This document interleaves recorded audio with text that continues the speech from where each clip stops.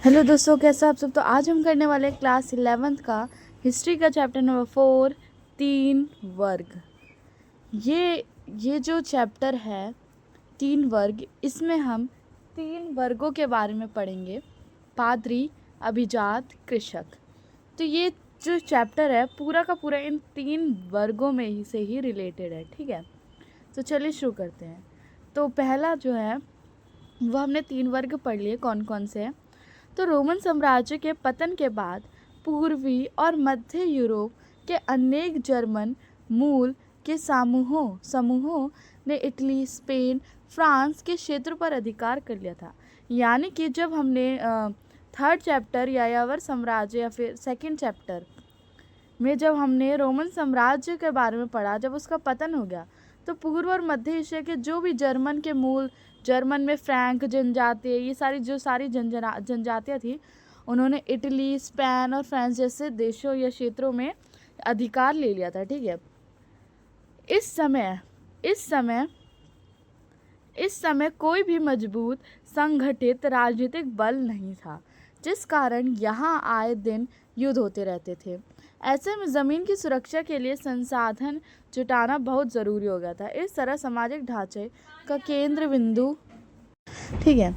तो चौथी सदी में रोमन साम्राज्य का राजकीय धर्म ईसाई धर्म था। पूछा जाता है कि रोमन साम्राज्य का चौथी सदी में कौन सा धर्म अपनाया था? ईसाई धर्म। यह रोमन साम्राज्य के पतन के बाद भी बचा रहा, धीरे धीरे मध्य और उत्तरी यूरोप में फैल गया। चर्च भी पूरे यूरोप में एक मुख्य भूमिधारक राजनीतिक शक्ति बन गया था। इस अध्याय का केंद्र बिंदु तीन वर्ग है। तीन वर्ग ही इस अध्याय का केंद्र बिंदु है, यानी कि मेन मोटिव जो है उसमें तीन वर्गों के बारे में हमें पढ़ना है। वह वर्ग कौन कौन से एक बार हम जान लेते हैं। पहला आता है पादरी वर्ग। पादरी वर्ग यानी कि ईसाई पादरी वर्ग, भूधारक अभिजात वर्ग और कृषक वर्ग। अब एक एक करके हम पढ़ेंगे। इन तीनों वर्गों के बीच बदलते संबंध कई सदियों तक यूरोप इतिहास को गढ़ने वाले महत्वपूर्ण कारक थे। तो अब जो है हमारा चैप्टर शुरू हो रहा है, ठीक है। तो ये तो सिर्फ था चैप्टर का स्टार्टिंग, जिसे हम कहते हैं इंट्रोडक्शन। अब होता है नेक्स्ट। तो आपके आप बुक खोलोगे तो पहला टॉपिक आपको दिखेगा सामंतवाद। ये सामंतवाद था क्या? तो सामंतवाद, जिसे हम इंग्लिश में फ्यूडलिज्म कहा करते हैं, शब्द जर्मन भाषा फ्यूड से बना है, जिसका अर्थ है भूमि का टुकड़ा। यह एक ऐसे समाज को इंगित करता है जो मध्य फ्रांस और बाद में इंग्लैंड और दक्षिण इटली में विकसित हुआ। इतिहासकारों ने सामंतवाद शब्द का प्रयोग मध्यकालीन यूरोप के आर्थिक, राजनीतिक, सामाजिक, विधिक संबंधों का वर्णन करने के लिए किया है।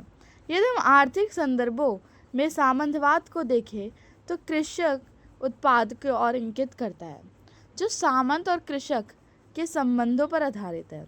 कृषक अपने खेतों में तो काम करते ही थे, साथ ही साथ लॉर्ड के खेत में भी काम करते थे। यानी जो किसान थे और ये लॉर्ड होते थे, जो रोटी देने वाले होते थे। रोटी देने वालों को वहाँ पर लॉर्ड कहा जाता था। तो कृषक क्या करते थे? वो लॉर्ड की जागीरों या फिर ज़मीनों पर काम करते थे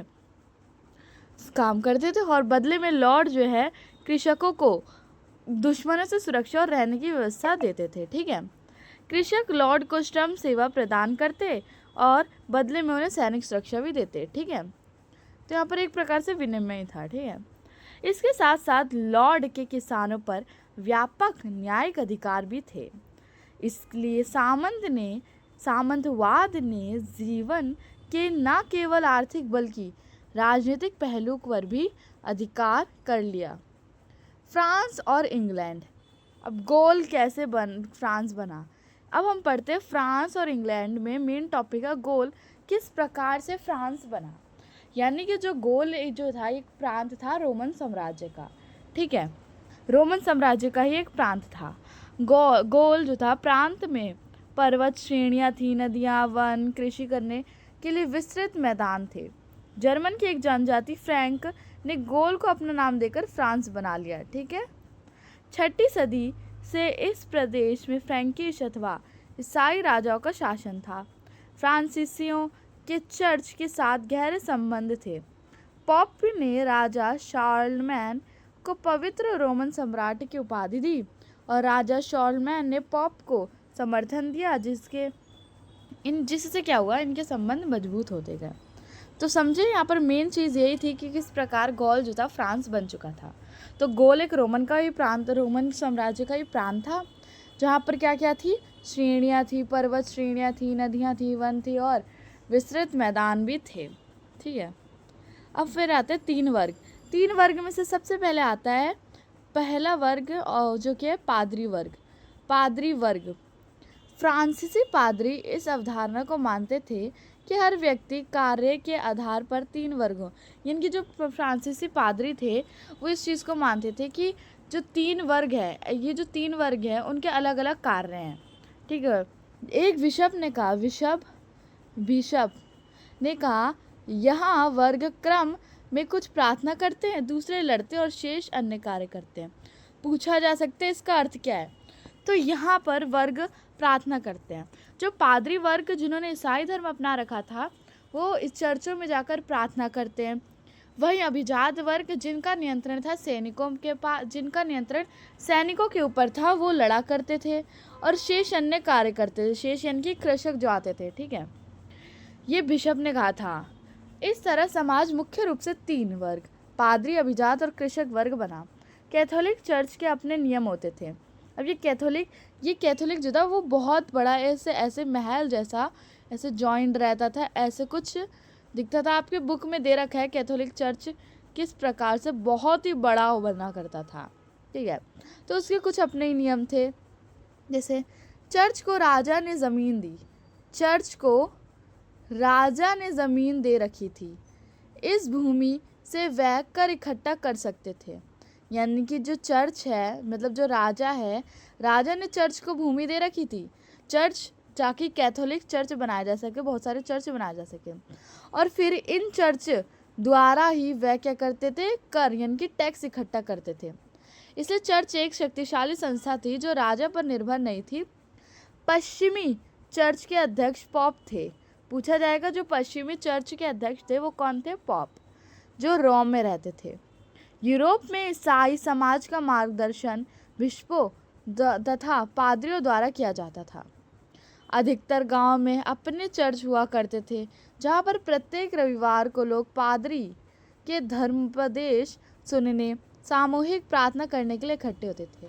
यानी कि वो क्या करते थे, प्रत्येक रविवार को धर्मोपदेश सामूहिक प्रार्थना करने के लिए लोग जो थे वो इकट्ठे होते थे। ठीक है, हर व्यक्ति पादरी नहीं बन सकता था। यदि कोई पुरुष पादरी बनना चाहता था तो वो शादी नहीं कर सकता था। यानी कि अगर कोई पुरुष पादरी बनता तो वो शादी नहीं कर सकता था। और धर्म के क्षेत्र में बिशप अभिजात माने जाते थे। यानी कि जो बिशप थे वो अभिजात माने जाते थे। बिशपों के पास भी लॉर्ड की तरह विस्तृत जागीरें होती थी।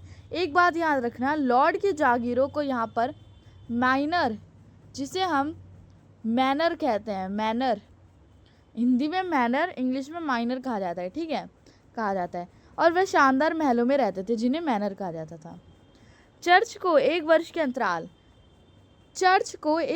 अंतराल कृषकों की उपज का 10वां भाग लेने का अधिकार था, जिसे टीथ कहते थे। टीथ किसे कहते थे, जब जो चर्च यानी कि 1 वर्ष के अंतराल में क्या थे, जो कृषक होते थे उनसे 10वां भाग लेने का अधिकार दिया गया था चर्च को, उसे टीथ कहा जाता था। चर्च के औपचारिक रीति रिवाज के कुछ महत्वपूर्ण रस्में सामंती कुलीनों की नकल थी। प्रार्थना करते वक्त हाथ जोड़कर, सिर झुकाकर, घुटनों के बल झुककर नाइट द्वारा अपने वरिष्ठ लॉर्ड के प्रति वफादारी को शपथ लेने वक्त अपनाए गए तरीकों की नकल था। इस प्रकार ईश्वर ने लॉर्ड शब्द का प्रचलन एक उदाहरण से किया, जिसके द्वारा सामंती संस्कृति चर्च की उपासना कक्षों में प्रवेश करने लगी। इस प्रकार अन्य संस्कृति, सामंती रीति रिवाज और तौर तरीकों को चर्च की दुनिया में अपना लिया गया। ये था पहला वर्ग। अब नेक्स्ट आता है दूसरा वर्ग, जिसे हम अभिजात वर्ग कहते थे। ठीक है, तो पादरियों ने स्वयं को प्रथम वर्ग और अभिजात को दूसरा वर्ग में रखा। जैसे मान लो, जैसे हम भारत को लेके चलें तो भारत में पहले ब्राह्मण आते थे, फिर क्षत्रिय आते थे, फिर अन्य आते थे। तो उस प्रकार से पहले पादरी आते, फिर अभिजात, फिर कृषक। लेकिन वास्तव में सामाजिक प्रक्रिया में अभिजात वर्ग महत्वपूर्ण भूमिका थी। भले ही पादरियों ने स्वयं को प्रथम वर्ग अपना लिया हो और प्रथम वर्ग कह दो और अभिजात वर्ग को दूसरा वर्ग, लेकिन इसका मतलब ये नहीं था कि पादरी वर्ग शब्द शक्तिशाली था। इसका मतलब ये नहीं था। अभिजात वर्ग, सामाजिक तौर पर देखा जाए, अभिजात वर्ग का जो नियंत्रण था वो सैनिकों पर था, और तो वो जो था वो महत्वपूर्ण भूमिका निभाता था। अभिजात वर्ग की महत्वपूर्ण भूमिका होने के कारण उनका भूमि पर नियंत्रण भी था, यानी कि एक तो उनका भूमि पर ज़्यादा नियंत्रण भी रहता था। ये वेस्लेस नामक एक प्रथा के कारण हुआ। ये वेस्लेस नामक प्रथा क्या थी? वेस्लेस नामक प्रथा क्या थी, हम आगे पढ़ेंगे। फ्रांस के शासकों का लोगों से जुड़ाव एक प्रथा के कारण था, जिसे वेस्लेस कहा जाता था। समझे? वेस्लेस यानी कि फ्रांस के जो शासक थे उनका लोगों से एक जुड़ाव का एक प्रथा था। मतलब देखो होता क्या था, आप साफ साफ समझना। राजा जो थे, अपना राजा के पास सबसे ज़्यादा ज़मीन होती थी, और उस समय क्या था, जिनके पास ज़्यादा ज़मीन होती थी वो ज़्यादा शक्तिशाली होते थे। राजा के पास ज़्यादा ज़मीन थी तो वो थोड़ी ज़मीन जो थी वो लॉर्ड वगैरह को दे देते थे। अब लॉर्ड जो था इन ज़मीनों को कृषकों को जोतने के लिए दे देते थे, और कृषक जो थे लॉर्ड को इसके बदले में अपनी उपज का बहुत ही बड़ा हिस्सा भी देते थे, और लॉर्ड भूमि तो देते ही देते थे, साथ में उन्हें रहने और सुरक्षा भी प्रदान करते थे। तो ये जो संबंध था यानी कि फ्रांस के शासकों को लोगों के साथ जो संबंध था उसे वेस्लेज कहा गया है। यह प्रथा जर्मन मूल के लोगों, जिनमें फ्रैंक लोग भी थे, कि समान रूप से विद्यमान थी। ठीक है। बड़े भूभाग और अभिजात वर्ग ये दोनों ही राजा के अधीन होते थे, जबकि कृषक भूस्वामी के अधीन होते थे। यानी कि जो बड़े बड़े स्वामी हो जाते थे, बड़े भूस्वामी, अभिजात वर्ग दोनों ही राजा के अधीन हुआ करते थे, लेकिन ये जो कृषक थे वो भूस्वामियों के अधीन, यानी कि बड़े बड़े भूस्वामी और अभिजात वर्ग के अधीन होते थे, यानी कि अंडर काम करते थे। अभिजात वर्ग को अपना स्वामी मान लेते थे और वह आपस में वचनबद्ध होते थे। अब इसका मतलब क्या है, देखो यहाँ पर क्या था कि अभिजात वर्ग जो था वो राजा, यानी कि जो अभिजात वर्ग था वो राजा को स्वामी मानता और उनसे आपस में वचनबद्ध भी होते। अब सिन्योर और लॉर्ड दास की रक्षा करते। अब लॉर्ड का काम क्या था, रोटी देने वालों को वहाँ पर लॉर्ड कहा जाता था, तो दास की रक्षा करते और बदले में वह उनकी प्रति निष्ठावान रहता था। ठीक है। इन संबंधों में व्यापक रीति रिवाज और शपथों का विनिमय शामिल था। समझे? क्या होता था, राजा जो थे वो अभिजात वर्ग या फिर लॉर्ड या सीनियर को क्या करते, जागीरें देते थे, इसके बदले में वो निष्ठावान भी रहते थे। मतलब जिस प्रकार से राजा और लॉर्ड का था ना, उसी प्रकार से लॉर्ड और दासों का भी रहता था। मतलब इसका मतलब ये नहीं कि दासों को वो ज़मीन दे दी जाती थी, इसका मतलब ऐसा नहीं है। ठीक है। जो कि चर्च में बाइबल की शपथ लेकर की जाती थी। इस समारोह में वासल, जो कि दास, को भूमि के प्रतीक के रूप में, जो कि मालिक द्वारा एक लिखित अधिकार पत्र या एक छड़ी या केवल एक मिट्टी का डला दिया जाता था। अभिजात वर्ग में एक विशेष हैसियत थी, उनका अपनी संपदा पर स्थायी तौर पर पूर्ण नियंत्रण था। वह अपने सैन्य क्षमता बढ़ा सकते थे, सामंती सेना कहलाती थी।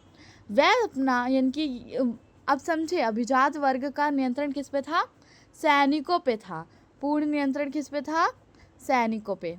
जिसे कहते हैं वो अपने सैन्य क्षमता बढ़ा सकती थी, और जो सामंती सेना कहलाती थी वह अपना स्वयं न्यायालय लगा सकती थी, और यहाँ तक कि वह अपनी मुद्रा तक को प्रचलित कर सकती थी। वे अपनी भूमि पर बसे सभी व्यक्तियों के मालिक थे और उनसे कर भी वसूला करते थे।